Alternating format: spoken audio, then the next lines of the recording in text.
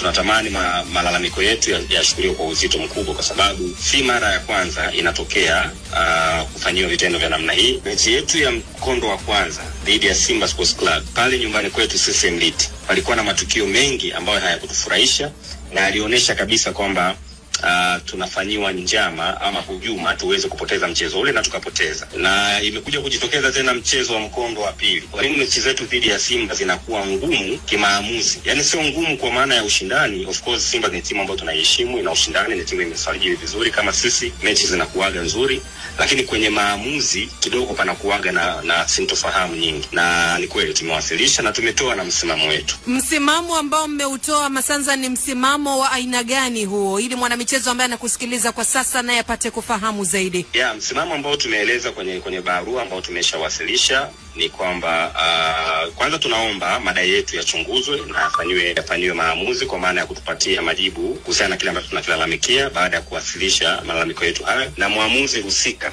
tunataka kuona hatua zikichukuliwa, lakini pia pamoja na waamuzi wengine ambao wamekuwa wakitiliwa shaka na wenye rekodi chafu wasihusike kwenye michezo yetu mpaka pale tutakapopata taarifa kamili au uchunguzi wao utakapokuwa umekamilika. Kwa hiyo msimamo wetu ni kwamba hayo yakifanyika na tukaridhika, basi tunaweza tukafikiria vinginevyo, lakini endapo hayatafanyika, basi Singida Black Stars tutajitoa kwenye mashindano yote mpaka pale ambapo tutaona ligi pamoja na mashindano mengine yanafanyika kwa mujibu wa kanuni na sheria. Yaani unataka kutueleza kwamba kwa malalamiko haya ambayo ameyatoa, kama hayatofanyiwa kazi, mnajiondoa kwenye mashindano yote ambayo mnashiriki kwa hivi sasa? Very loud and clear. Kama yasipofanyiwa kazi, sio kubaliwa kujibiwa, hatuwezi kuiagiza mamlaka. Sisi tumetuma malalamiko yetu na tumewasilisha concerns zetu ambazo tuko nazo, na tunatarajia, tunafahamu utendaji wa bodi ya ligi, tunaheshimu sana utendaji wa TFF na tuna imani kubwa sana kusema kweli. Lakini endapo sintofahamu hizi zikaendelea kujitokeza na hatujapatiwa majibu bado, basi msimamo wetu kama klabu tutakuja kujiondoa kwenye mashindano yote, hoteli mbali, twende hata Zanzibar au kokote hapo tunaweza tukaenda kushiriki. Lakini hatuwezi kuwa tunafanya investment kubwa, tunawekeza kwenye kusajili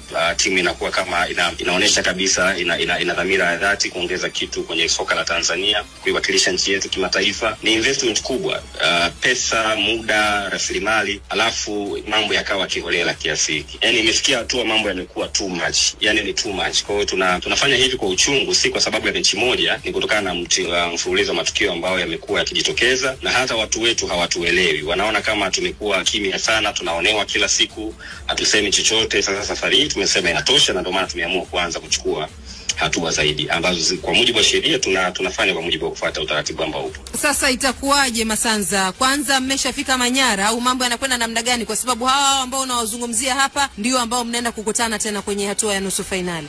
Sisi kama timu hatujasema wala hatujatoa msimamo kwamba barua yetu ambayo tumewasilisha inaenda kwenye athari ya moja kwa moja kwenye mchezo wa kesho kutwa. Hatuwezi kusema hatuchezi au tunacheza kwa sasa, kwa sababu ndio kwanza tumetuma ombi letu leo hii, ni mpaka wapokee waonesha wamepokea, nami kuna kamati zitapitia.